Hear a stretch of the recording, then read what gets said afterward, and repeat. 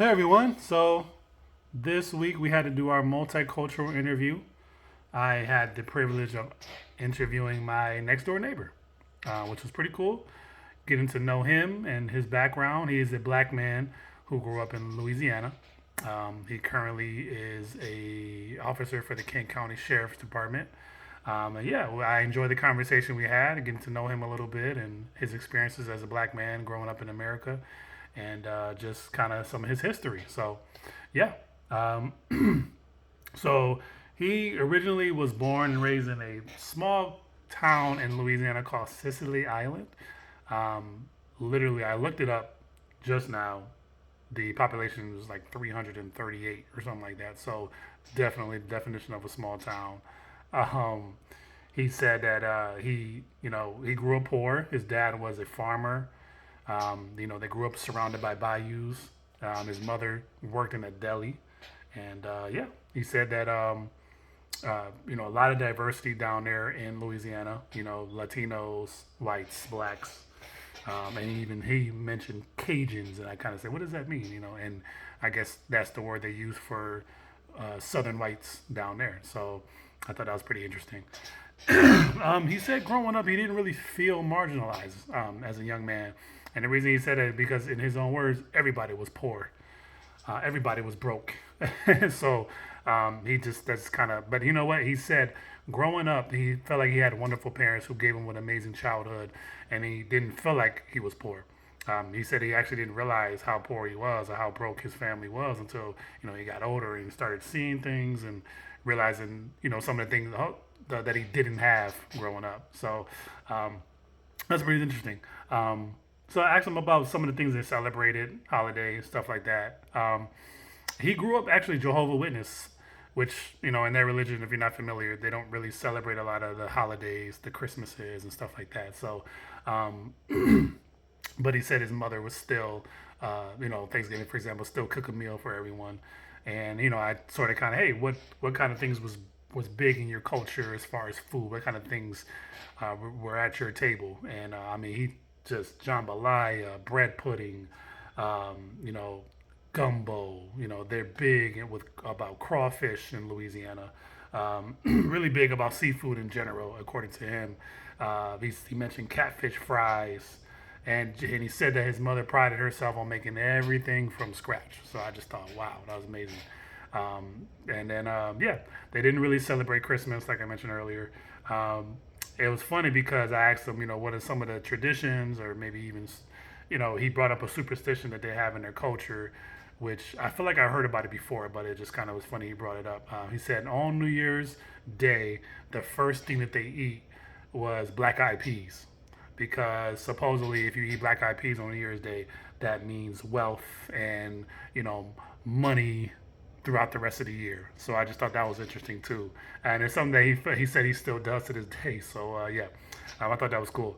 Um, yeah, so he moved to Michigan in 2000 because he wanted to open himself up some more job opportunities and economic opportunities, which he said there wasn't much of where he was from. So he came here.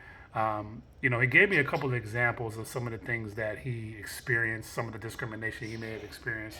He gave me a couple of examples. One of them was one time he went to, he didn't name the police department. I think he wanted to keep it private, but he said he went to a police department, and in those days, you were fill out your paper application, bring all your stuff with you, your resume and all that kind of stuff.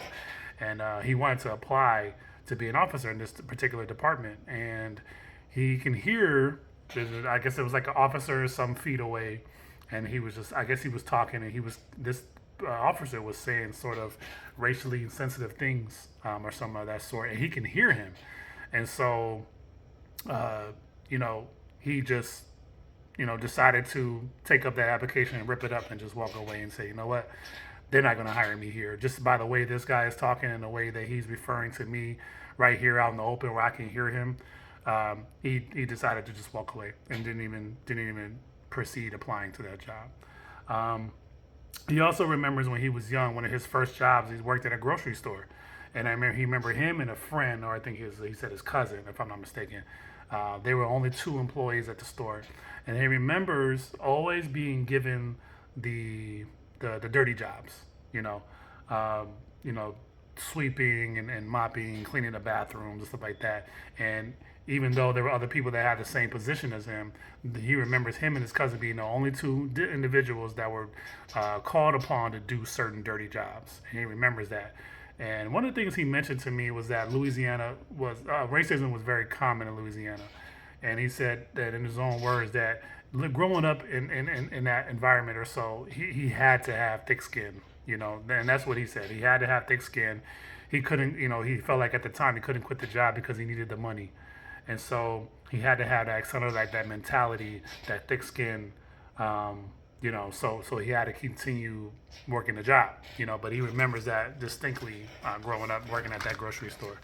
But yeah, I asked him what were some of the assumptions growing up, and yeah, he told me an experience about how one time he was walking to he said a basketball or a baseball game, I can't remember, and you know, he said they were walking. You know, it was kind of like dirt roads, and a local cop just jumped out of a car, asking, you know, who said that, and never really telling them what he thought they said. Just kind of assumed it was them that said it, and so actually, he actually, you know, put him and his friends, or I think a friend, against the car, and you know, questioned them, but just kind of was being a jerk to them, and then eventually let them go. And they had no idea what he was talking about, what they thought he said. You know, they had no idea. They had nothing to do with it. But of course, they saw him, and then immediately, assumed they were the ones who said whatever it was that was said, and threw him against the car and stuff like that. So, but he said he kind of got his revenge when he was actually the employee at the concession stand at the basketball game, and when that certain officer came up to buy something, not expecting to see him, he actually refused the service, according to him, and said, "Hey, you know, we're not going to take your money." And he said that then the guy tried to apologize for his actions, but you know, he wasn't having it. He said actually, him being a deputy for the sheriff department is actually a tradition. I believe I didn't write this down properly, but I think he said it's his grandfather and his great grandfather were deputies, so it's kind of a tradition to being part of law enforcement. So that was kind of cool to hear too. But yeah, one thing that he said that he really want to pass down is continuing to pass down to his children is work ethic. He said that you know, that's something that working hard is something that he prides himself on, and he prides on passing that down to his children. And you know, he has a 13-year-old daughter, and he has an adult son, and he says he feels like he sees that same work ethic in them already. So he definitely sounds like a proud dad. His younger self wasn't really a fan of counseling. He said as he got older, his opinion started to change when it comes to, you know, getting help for mental health issues and stuff like that. But you know, he does, you know, he's actually a hostage negotiator. One of his positions, or one of the things he does at the sheriff's department. So he said he's learned how to play the poker face.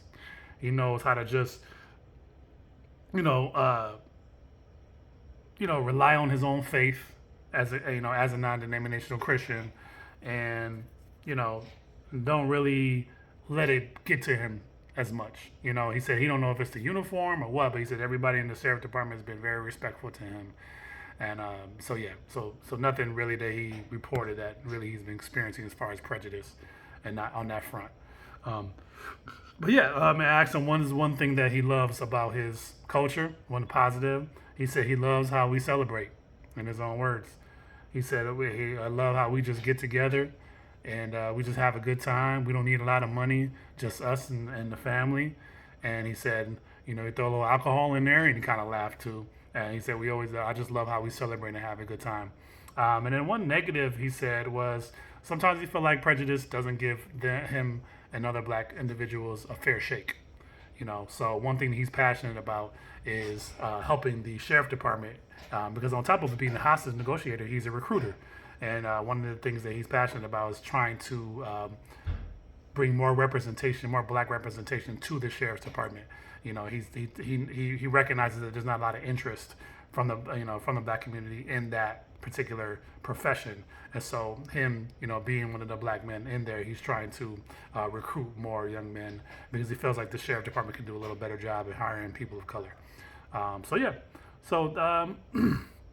Yeah, that was some of the things I learned from him, and that was our conversation. Hope this video wasn't too long. Thanks for listening.